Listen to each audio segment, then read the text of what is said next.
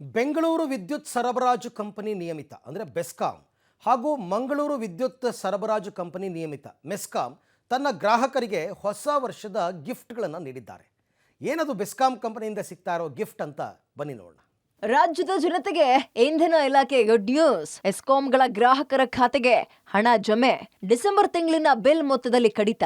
ರಾಜ್ಯದ ಜನತೆಗೆ ಇಂಧನ ಇಲಾಖೆ ಗುಡ್ ನ್ಯೂಸ್ ಕೊಟ್ಟಿದೆ. 2024 ಹೊಸ ವರ್ಷದ ಆರಂಭದಲ್ಲಿ ಎಸ್ಕಾಂಗಳ ಗ್ರಾಹಕರ ಖಾತೆಗೆ ಹಣ ಜಮೆ ಮಾಡೋಕೆ ಇಂಧನ ಇಲಾಖೆ ಮುಂದಾಗಿದೆ. ಯಾವಾಗಲೂ ದರ ಹೆಚ್ಚಳದಿಂದ ಕಂಗಿಟ್ಟಿದ್ದ ಜನರಿಗೀಗ ಹೊಸ ವರ್ಷಕ್ಕೆ ದರ ಇಳಿಕೆಯ ಸಿಹಿ ಸುದ್ದಿ ಇಂಧನ ಇಲಾಖೆ ಕೊಟ್ಟಿದೆ.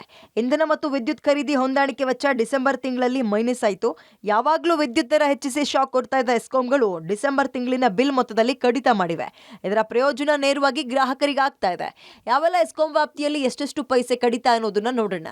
ಬೆಸ್ಕಾಂ ವ್ಯಾಪ್ತಿ ಪ್ರತಿ ಯೂನಿಟ್ಗೆ 37 ಪೈಸೆ, ಮೆಸ್ಕಾಂ ವ್ಯಾಪ್ತಿ ಪ್ರತಿ ಯೂನಿಟ್ಗೆ 31 ಪೈಸೆ, ಜೆಸ್ಕಾಂ ವ್ಯಾಪ್ತಿ ಪ್ರತಿ ಯೂನಿಟ್ಗೆ 51 ಪೈಸೆ, ಹೆಸ್ಕಾಂ ವ್ಯಾಪ್ತಿ ಪ್ರತಿ ಯೂನಿಟ್ಗೆ 3 ಪೈಸೆ. ಪವರ್ ಜನರೇಟ್ ಮಾಡ್ತಾರೆ ಪ್ರೈವೇಟ್ನವರು, ಅವರು compulsory as per the section 11 ಪ್ರಕಾರ ನಮ್ಮ ಕರ್ನಾಟಕದಲ್ಲೇ ಸೇಲ್ ಮಾಡಬೇಕು. ಅದರಿಂದ ರೇಟ್ ಕಡಿಮೆ ಆಗಿದೆ.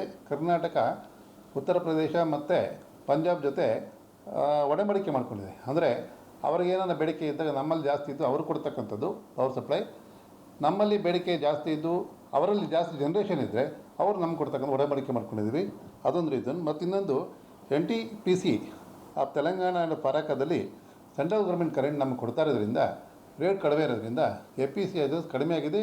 ಅದರಿಂದ 37 ಪೈಸೆ ಕನ್ಸ್ಯೂಮರ್ಗೆ ಬೆನಿಫಿಟ್ ಕೊಡ್ತಾ ಇದ್ದೀವಿ. ಇನ್ನು ದರ ಕಡಿಮೆಯಾಗೋಕೆ ಕಾರಣ ಏನು ಅಂತ ನೋಡೋದಾದ್ರೆ, ಸೆಕ್ಷನ್ 11ರ ಪ್ರಕಾರ ಪ್ರೈವೇಟ್ನವರು ಪವರ್ ಜನರೇಟ್ ಮಾಡ್ತಾರೆ.